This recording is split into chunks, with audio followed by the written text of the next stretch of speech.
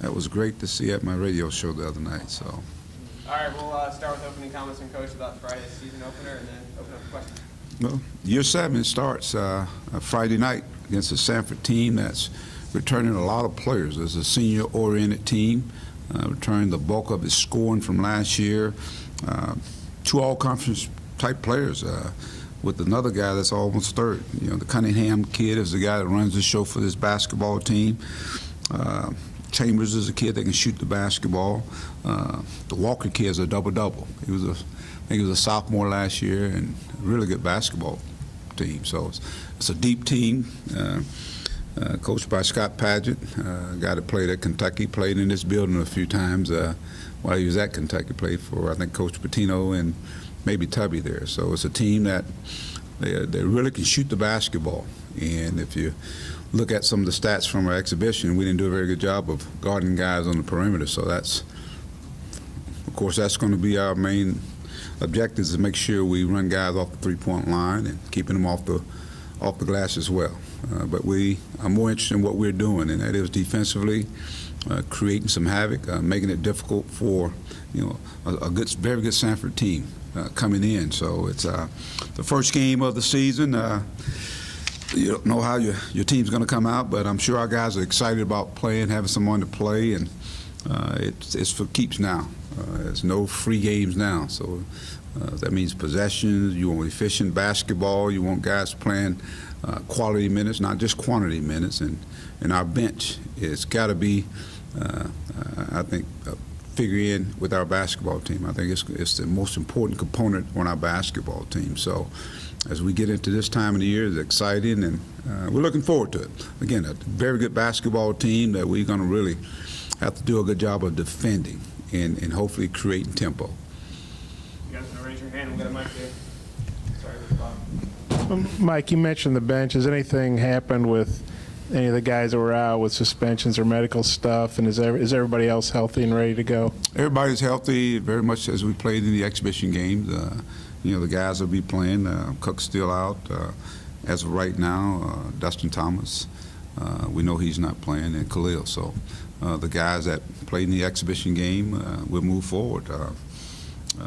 So as I said, our bench is going to have to really come on for our basketball team. In the exhibition game, those guys played a lot of minutes, and they'll probably be playing a lot of minutes in the regular season game as well. But again, I think we're looking forward to putting combinations out on the floor that's going to hopefully make things difficult for Sanford. A lot of times teams will open up with kind of a cupcake. These guys obviously aren't a cupcake. How did you do that on purpose to play a challenging team, or just what do you think about opening up against a pretty solid team? Well, I don't ever think teams are cupcake. I mean, you look at whether it be college basketball, football, it does not matter. Baseball.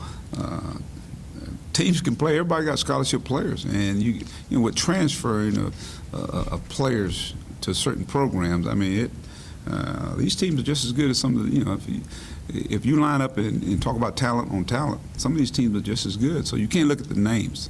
But when you talk about a Sanford team, without a doubt, they're picked to win their league. And so it's a challenge for us to start off, but we found out a lot more about our basketball team. Having, 6 seniors on your team, obviously 4 will be playing, but this is, I think, a schedule that's a challenge for this type of team. And we found out real quick where we are because of, as you move on down that schedule, the next game, the PK80, you're playing those types of teams. So we jumped right into it, and for players, I'm sure they like playing against teams, good teams, and so we start off right off the bat playing against an excellent team in Sanford.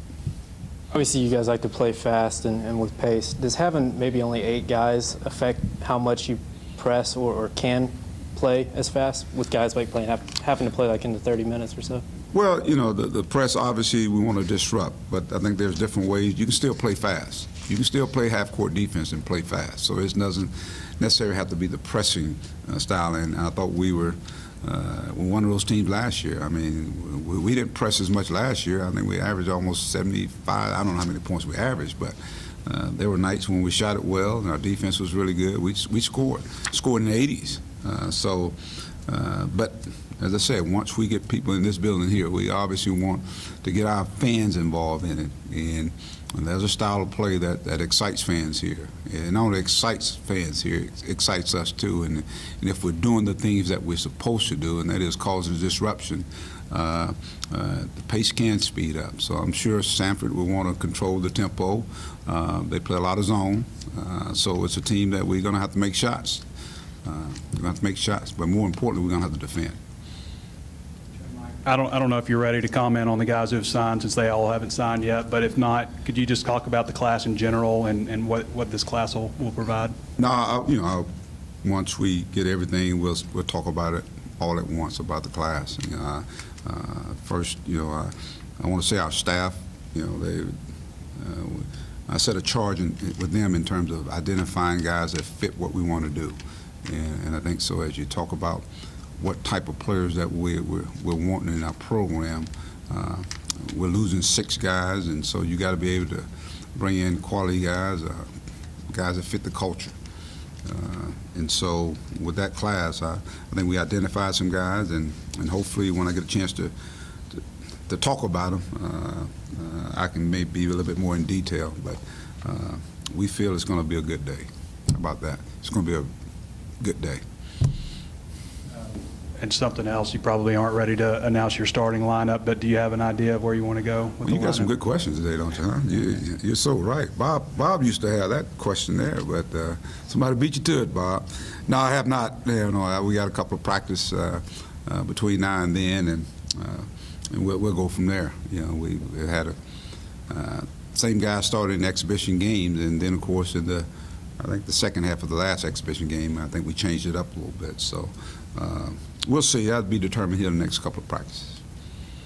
Looking out for in Daniel's college debut, and do you feel like the teams are ready to open the season with real games that count? Yeah, I think our guys are ready to play somebody. They're tired of beating up on each other. They're tired of hearing me just chomping on the bits, getting on them, with certain things, and so it gets kind of monotonous. And when they start getting physical and real testy, we had a practice on Monday, and it was probably one of our most physical. I'm talking about guys were just kind of going at each other. And I was just happy to get out of that practice with nobody going down. So hopefully they are ready to go and play someone other than themselves. And of course, it's that time of the year. It's the season opener, and in terms of Daniel, just continue to progress. That's all I want him to do. Come out and do the things he's been doing in practice. I always talk about taking your practice to the game, so that hadn't changed. And I want him to come out with the understanding of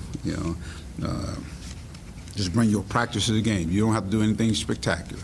And if you do that, then we're going to be okay. And Coleman, who played at Alabama, I know he had a great game here. I think when he was a freshman, he hadn't played, so I don't know if he's hurt or what. But what do you remember about him? Well, yeah, we recruited him. I mean, he's a quick little, just real smart player. He's like a coach out on the floor. He can create for others, and he can shoot the basketball as well. And he loves big moments, and he loves big stages, as he showed.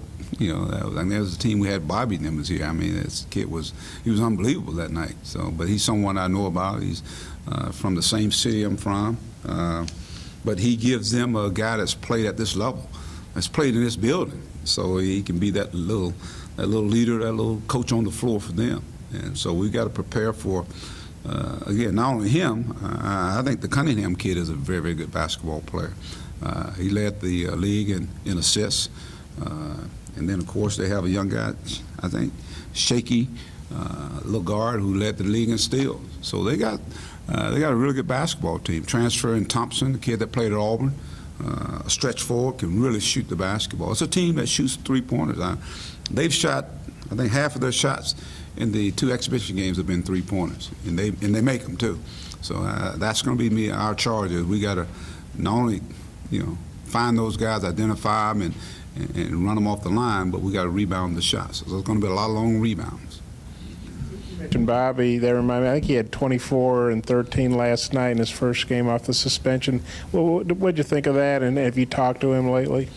Yeah, 21 and 13, I think. But I watched it, and he played really well. He was really focused and he was really dialed in. I was really glad to see him just dialed in and helping his basketball team.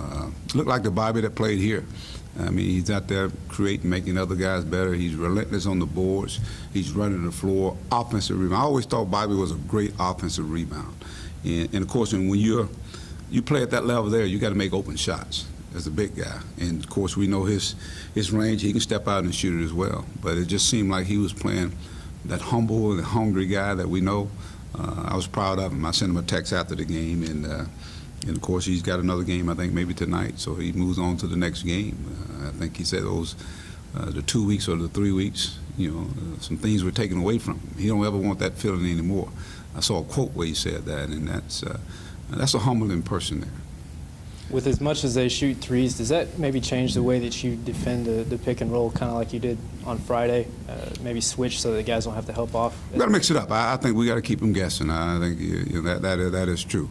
It's like anything else. If people are burning you doing something over and over again, and because they want to do is spread the floor, then you got to be able to make the adjustment. And so we've got to make the adjustment and make it a lot sooner than we did the other night. How's Adrian look this week?